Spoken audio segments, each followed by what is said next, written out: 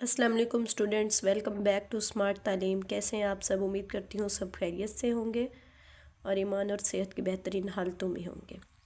Okay, तो students हम पढ़ रहे थे चैप्टर 3 दी सेल। इसके हम ऑर्गेनेलीज डिस्कस कर रहे थे। कल हमने लाइजोसोम डिस्कस किया था और आज जो है हम डिस्कस करने जा रहे हैं माइटोकॉन्ड्रिया। अगर अभी तक आपने मेरे चैनल को सब्सक्राइब नहीं किया तो इसको फ़ौरन से सब्सक्राइब करें, लाइक करें, कमेंट करें, शेयर करें और बेल आइकन पे तो लाजमी प्रेस करें ताकि आपको आने वाली हर न्यू वीडियो का नोटिफिकेशन मिल सके। टाइम वेस्ट के बगैर हम इसको स्टार्ट करते हैं। माइटोकॉन्ड्रिया जिस तरह हम स्टडी कर रहे हैं, पहले डेफिनेशन पढ़ेंगे, discovery, composition, structure and function. First of all इसकी डेफिनेशन स्टडी करते हैं। डेफिनेशन वैसे तो ऑर्गेनेलीज की कुछ खास नहीं होती, उसका जो फंक्शन होता है उसी को ही डेफिनेशन की फॉर्म में जो है लिख दिया जाता है। तो डेफिनेशन में हम यही कहेंगे कि ये डबल मेम्ब्रेन बॉन्डेड ऑर्गेनेली है जिसे जो हम सेल का पावर हाउस कहते हैं। हर चीज़ का एक पावर हाउस होता है। पावर हाउस का मतलब क्या होता है बेटा? जहाँ पे जैसे अब हमारे जहाँ पे लाइट जनरेट होती है, जहाँ से हमें बिजली वगैरह मिलती है, उनको हम जो है पावर ग्रिड, पावर हाउस इस तरह के नाम देते हैं। बिल्कुल इसी तरह सेल के लिए जो है एनर्जी जो है जनरेशन का काम करता है, वो करता है माइटोकॉन्ड्रिया। सेल को जितनी भी एनर्जी चाहिए एटीपी की फॉर्म में, वो सारी की सारी जो है माइटोकॉन्ड्रिया प्रोवाइड करता है, इसलिए इसको जो है सेल का पावर हाउस कहते हैं। इसकी डेफिनेशन में भी यही है कि double membrane bonded organelle which produce energy for the cell so called as power house of the cell. Discovery बेटा इसकी ये है कि एल्बर्ट वॉन कॉलिकर ने इसको 1857 के अंदर जो है सबसे पहले डिस्कवर किया था। कंपोजिशन जो आपके लेवल की बुक है उसमें तो है डीएनए एंड राइबोसोम्स के। ये डीएनए इनके पास इनका अपना पर्सनल डीएनए होता है और इनके अपने राइबोसोम होते हैं। लेकिन जो आगे एडवांस स्टडीज़ हैं या फर्स्ट ईयर सेकेंड ईयर, वहाँ पे आप पढ़ेंगे कि इनमें इंजाइम्स भी होते हैं।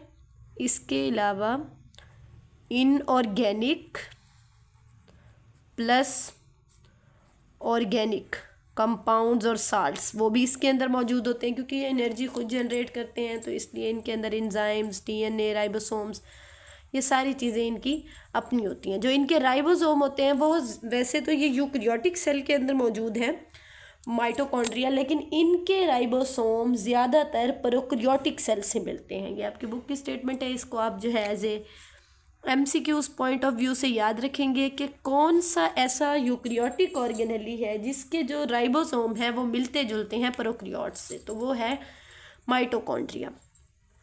स्ट्रक्चर बेटे इसकी देखें, स्ट्रक्चर आपको पहले ही बताया है कि डबल मेम्ब्रेन है। कुछ जो है ऑर्गेनेली सिंगल मेम्ब्रेन है, कुछ जो है वो डबल मेम्ब्रेन है, मतलब एक बाहर होती है मेम्ब्रेन और एक अंदर होती है। इस तरह के स्ट्रक्चर को कहते हैं डबल मेम्ब्रेन। लेकिन इसके केस में क्या है बेटा कि बाहर की तो ऐसे बिल्कुल स्मूथ है, आउटर मेम्ब्रेन स्मूथ, लेकिन जो इनर मेम्ब्रेन है हाईली फोल्डेड। हाईली फोल्डेड से मुराद ये देखें जो अब मैं ऐसे बना रही हूँ, इस चीज़ को कहते हैं हाईली फोल्डेड, यानी अंदर की मेम्ब्रेन इस तरह फोल्डिंग की फॉर्म में है।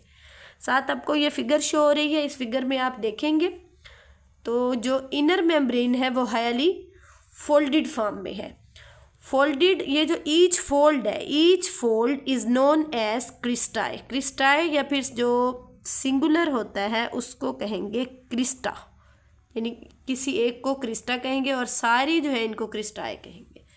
सारे जो फोल्ड्स हैं, इन फोल्ड्स का काम क्या है? ये सरफेस एरिया बढ़ा रहे हैं। देखें, अगर अब हम इन फोल्ड्स को खोलें तो ये बाहर की जो लेयर है, बाहर की लेयर अगर इतनी है, फॉर एग्जांपल बाहर वाली जो लेयर है वो 0.5 मीटर है, लेकिन अब जो इनर लेयर है उसने इतनी फोल्डिंग्स बनाई हुई हैं, अगर इनको हम सीधा करें तो ये 1 मीटर या फिर 1.5 मीटर जाके बनेगी। एक मैंने एस्टिमेट लगाया है।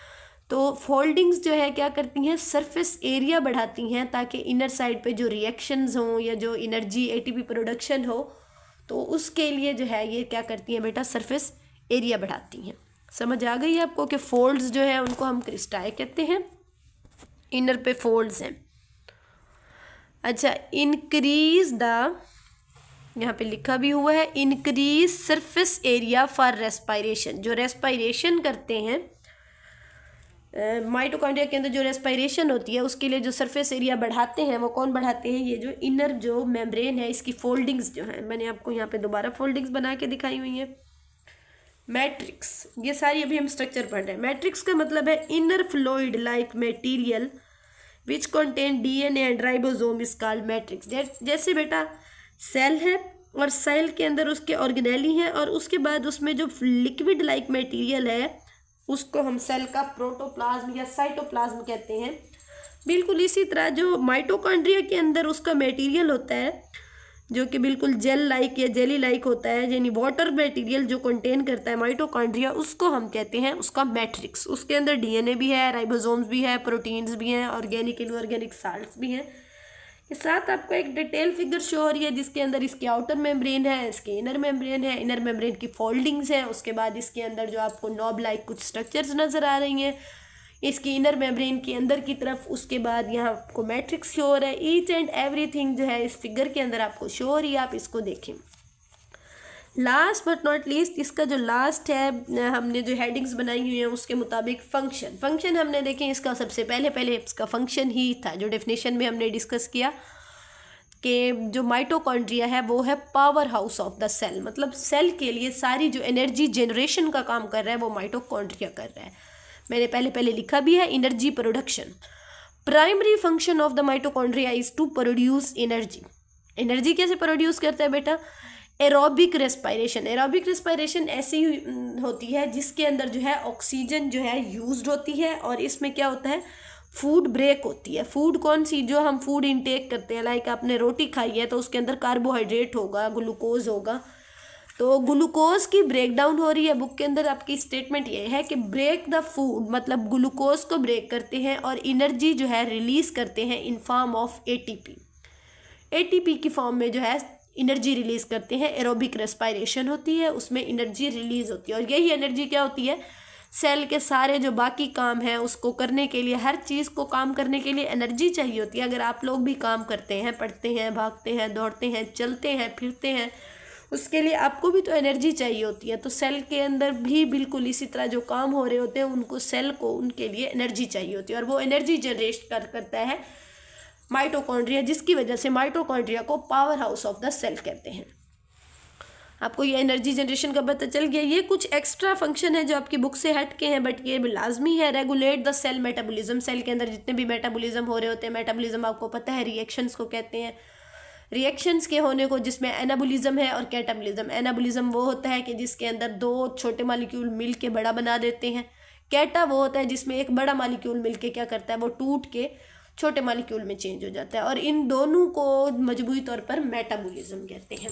रेगुलेट करता है सेल के मेटाबॉलिज्म को, और इसके अंदर डिफरेंट जो है सेल के साइकिल्स, मतलब क्रेब साइकिल जो है, इस तरह के जो बायोजियोकेमिकल साइकिल्स हैं वो इसके अंदर हो रहे होते हैं माइटोकॉन्ड्रिया के अंदर। लास्ट पे आपको अगेन इसकी फिगर शो हो रही है। If there is any question there is a below comment section, please do ask your question in below comment section. I will provide all the answers of your questions. Otherwise I will make a separate video to provide your answers. Okay students, stay connected. Thank you and Allah Hafiz.